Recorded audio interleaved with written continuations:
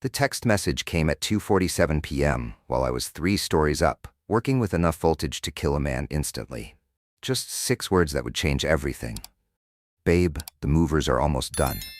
The problem? I hadn't hired any movers.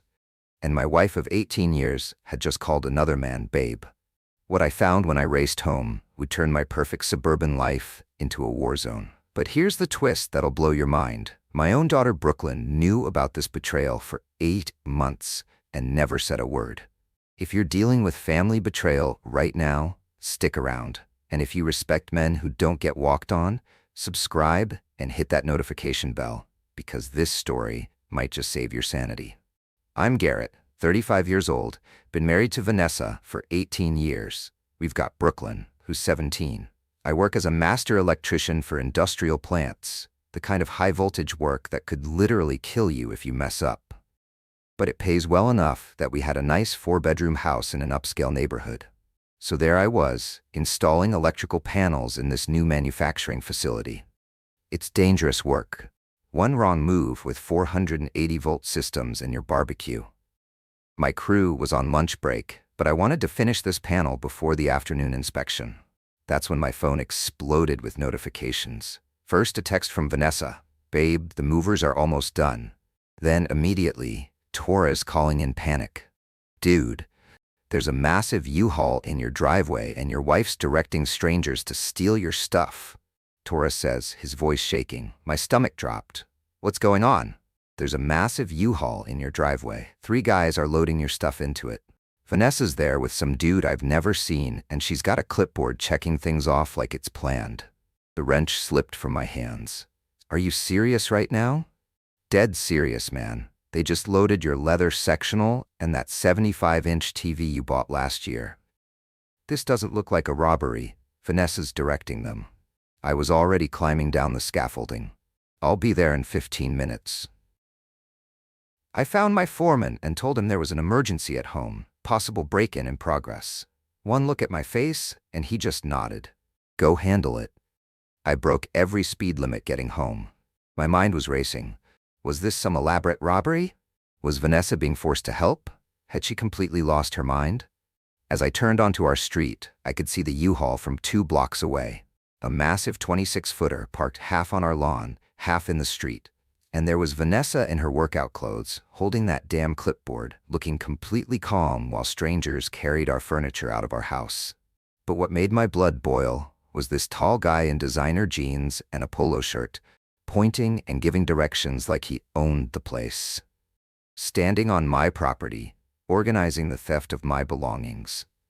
I slammed my truck into park and jumped out so fast I left the door wide open. I stormed straight up to polo shirt guy. What the hell do you think you're doing? I shouted, getting right in his face. This clown barely looked at me, just glanced over with this annoyed expression and said, Back off, dude. Mind your business. I didn't think. I just reacted. My fist connected with his jaw so hard, I felt the impact all the way to my shoulder. He dropped like a sack of concrete, his designer sunglasses flying across the driveway. I was on him instantly, seeing nothing but red. 18 years of marriage, working 60-hour weeks, being loyal while this stranger steals my life in broad daylight. You think you can rob me? I was yelling, landing punch after punch. The movers just stood there watching. Not one of them tried to stop me. With one hand still gripping his shirt, I pulled out my phone and dialed 911. There's a robbery at my house, I told the dispatcher. I've got one of them restrained. Send police now. That's when I heard Vanessa screaming. Garrett, what are you doing? Get off him. She ran over and shoved me hard enough that I lost my grip on the guy. She dropped to her knees beside him, checking his face, wiping blood from his nose with her sleeve. The way she looked at him, like he was precious, like he mattered more than anything. That's when it hit me. Do you know this guy? I asked, already knowing the answer but needing to hear it. Vanessa looked up at me with this expression I'll never forget. Not guilt, not shame, annoyance. Like I was the problem. Yes, she said, her voice ice cold. This is Chase. He's my boyfriend. Time stopped. My ears started ringing. 18 years, a lifetime together. And this is how I find out. Before I could process what was happening, my boot connected with Chase's ribs. Hard. He groaned and curled up. I kicked him again, this time right where it counts. He made this high-pitched sound that would have been funny in any other situation. "You're my wife," I shouted at Vanessa. "And you're moving our stuff out with your boyfriend? What the hell is this?" She stood up, brushing dirt off her knees. "I was gonna call you after. I didn't want a scene." A scene, like she wasn't destroying our entire life without even a conversation. The cops showed up before I could really lose it. 2 cruisers, lights flashing. Half the neighborhood was on their porches by now, watching the show. This big officer immediately got between me and Chase, who was still on the ground moaning. "What's the situation here?" he demanded. "I'm the homeowner," I said, trying to keep my voice steady. "My neighbor called, said people were loading my furniture into a truck. I came home and found this guy directing movers. My wife apparently decided to leave me and take half our stuff without telling me." The officer looked at Vanessa. "Ma'am, is this your husband?" She nodded, still looking pissed. "And you're removing items from the residence?"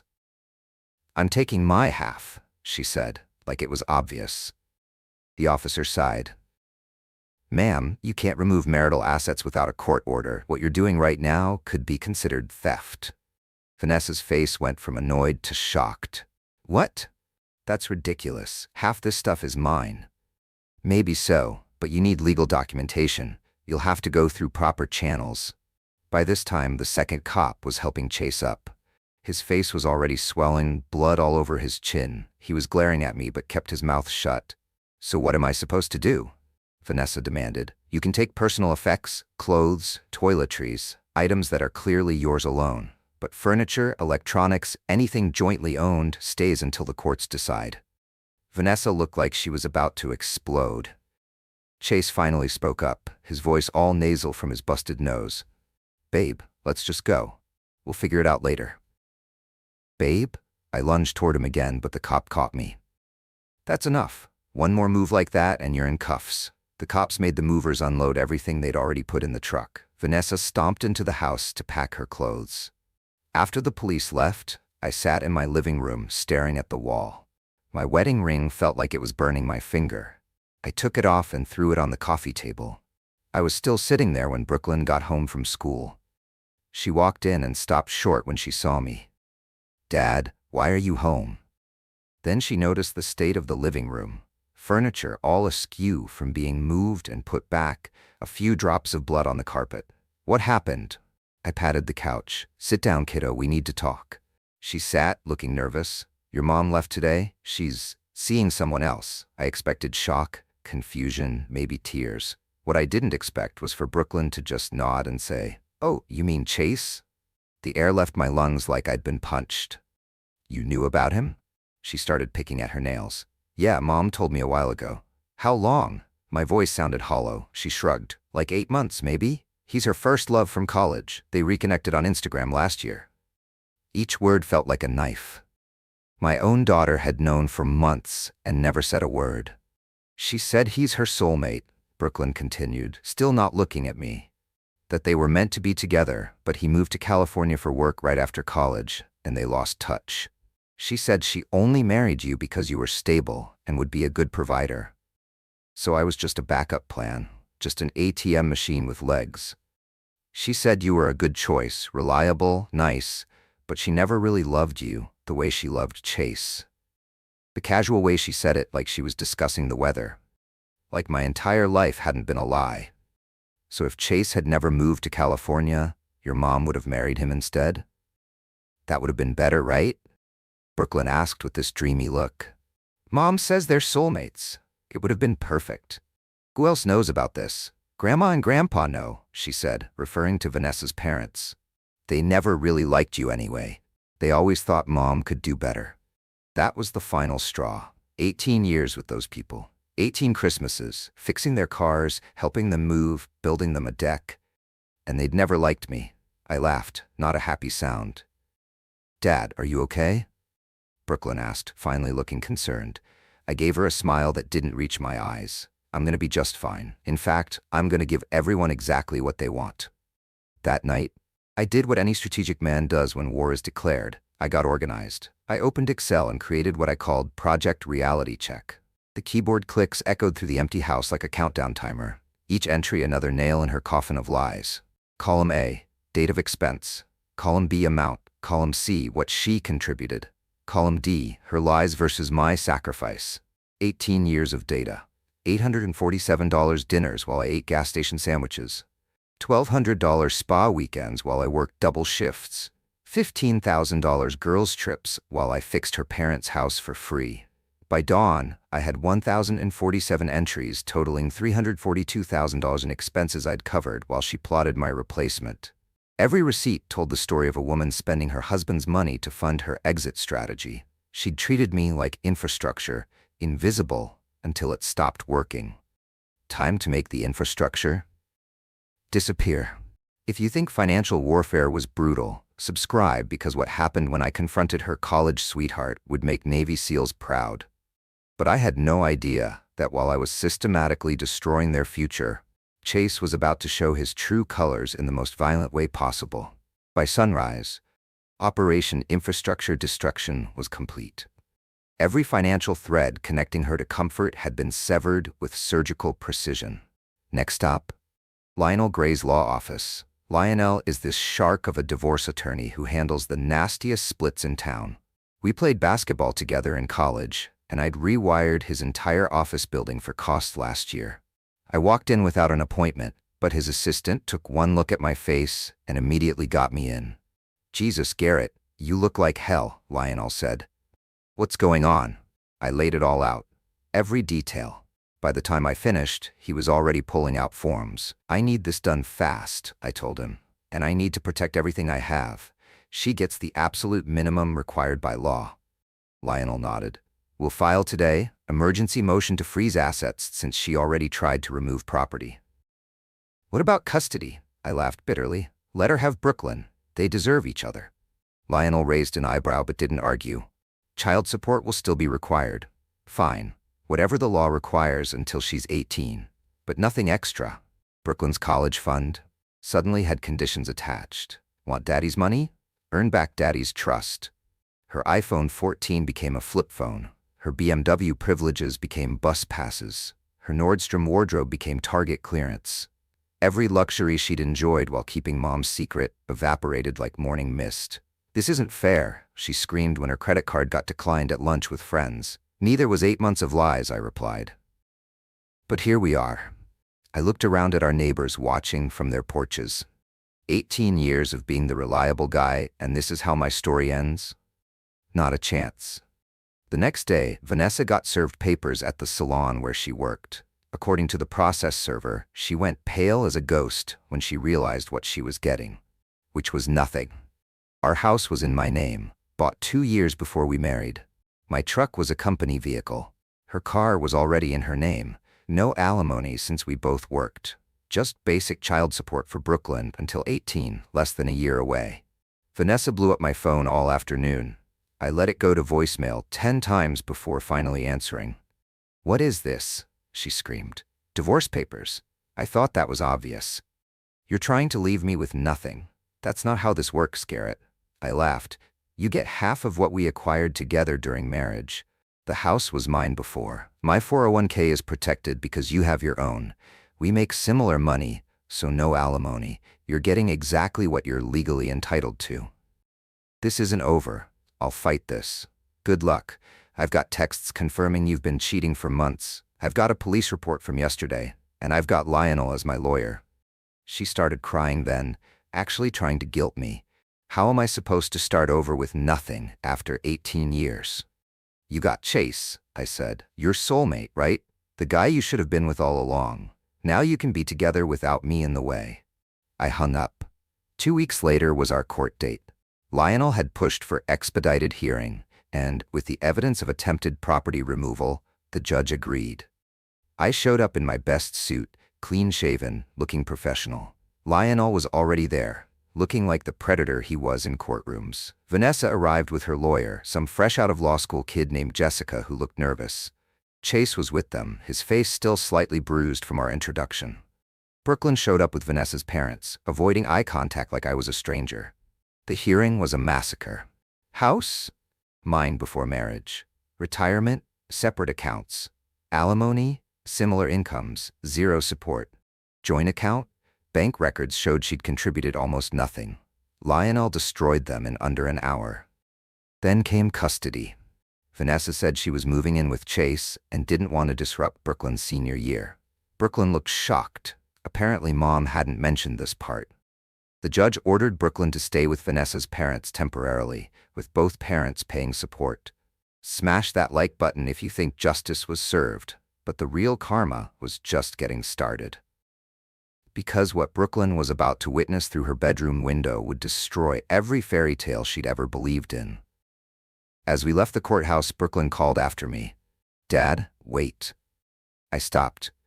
She looked smaller somehow, more like a child than the teenager who'd casually told me I was just a placeholder. "Why don't you want me to live with you? Do you hate me now?" Something in me softened slightly. "I don't hate you, Brooklyn. But I can't look at you right now without remembering how you kept your mother's affair secret. How you told me it would have been perfect if Chase had been your father instead." "I didn't mean it," she cried. "I was just repeating what Mom said." "That's the problem. You believed her.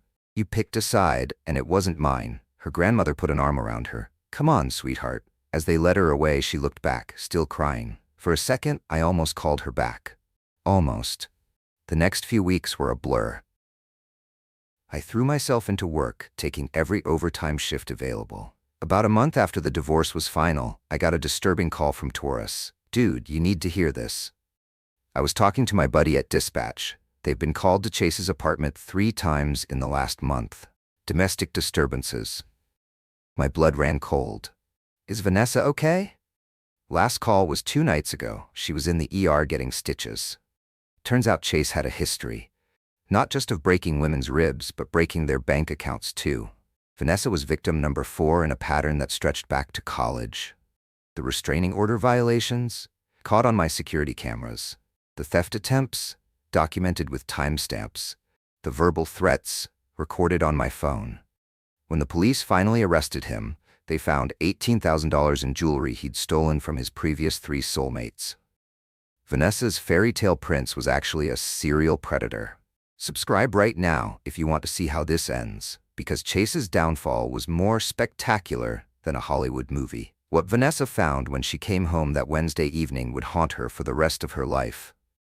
I got a call from Brooklyn's grandmother, Diane, about 6 weeks after the court hearing. "Garrett, it's about Brooklyn. She's not doing well." My heart dropped. "What's wrong?" "She's hardly eating, barely sleeping. Her grades are dropping. She thinks you've abandoned her." I sighed. "Diane, she knew about the affair for months and didn't tell me. She told me she wished another man was her father." "Did you know Vanessa threatened her? Said if Brooklyn ever told you about Chase, she'd send her to military school." I sat down hard. "What?" "Vanessa threatened her. Said if Brooklyn ruined things, she'd make sure Brooklyn regretted it. That girl was trapped between her parents." I hadn't known. I'd been so hurt, so angry, I never considered Brooklyn might have been coerced. "Would you be willing to talk to her? Really talk?" I drove over the next day. Brooklyn was sitting on the front porch, looking terrible, pale with dark circles under her eyes. "Grandma called you," she said when she saw me. I sat down next to her. "She said you're not doing great." Brooklyn shrugged. "I'm fine. Grandma told me Mom threatened you about keeping the secret." Brooklyn tensed. "She said she'd send me away, that I'd never see my friends again, that it would be my fault if her happiness was ruined." We sat in silence. "I never wished Chase was my dad," she finally said. "Not really. Mom kept telling me how perfect he was, how happy they'd be. I guess I wanted to believe her." "I miss you, Dad," she said, her voice breaking. Something in my chest loosened. I put my arm around her shoulders, and suddenly she was sobbing. "I'm sorry," she kept saying. "I'm so sorry." "I know," I told her. "I know you are." When she calmed down, I said, "How would you feel about seeing my new place this weekend? I've got a room set up for you." She looked up with hope in her eyes for the first time. "Really? We've got a lot to work through, but you're my daughter, Brooklyn.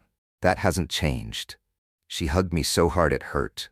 About 3 months later, I learned just how spectacular Chase's downfall really was. Vanessa called me, sobbing. "Garrett, I need to tell you something. Chase, he's been arrested." "I heard," I said coldly. "No, you don't understand. It's worse than you think. The police found evidence he's been doing this for years. He targets divorced women, moves in, steals their money, then gets violent when they figure it out. She paused, crying harder. He had files on me, Garrett, pictures of our house, bank statements, everything. He'd been planning this since we reconnected. I was just another mark. The fairy tale prince was a con artist who'd played her like a violin. I lost everything, she continued. My savings, my credit, my job fired me when the story hit the local news. Everyone knows what I did. My friends won't even talk to me. Part of me felt bad for her. But a bigger part remembered 18 years of loyalty repaid with betrayal. I'm sorry that happened to you, I said. But it's not my problem anymore. Brooklyn had been living with me full-time for the past few months. She was doing better in school, seeing a therapist, even dating this kid Ethan, who seems decent enough. We'd had some hard conversations about trust, about family, about making mistakes and moving forward. It was still rocky sometimes, but we were getting there. I'd also been seeing someone, Savannah, a project manager for a construction company. She was smart, didn't take any nonsense, made me laugh, and was completely different from Vanessa in every way that matters. She'd met Brooklyn several times, and they got along great. We were taking it slow, but it was promising. Brooklyn graduated valedictorian and gave a speech about learning that integrity matters more than convenience. She never mentioned her mother. Vanessa tried reaching out last month. Apparently chase number 2 wasn't working out either. I sent her straight to voicemail and deleted the message unheard. Savannah and I got engaged last week. She said yes to a man who learned the difference between being loved and being used. Sometimes the best revenge isn't destruction. It's building something beautiful from the ashes while your enemies watch from the outside. As for Chase, last I heard he was doing 2 years in state prison. Karma's weird like that. Doesn't always come fast, but it rarely forgets. If you're in the wreckage of betrayal right now, remember this. They didn't just lose you. They lost the person who would have died for them. Their loss. Your freedom. Subscribe for more stories about men who refuse to be backup plans, and drop a comment if this resonated with you. See you next time.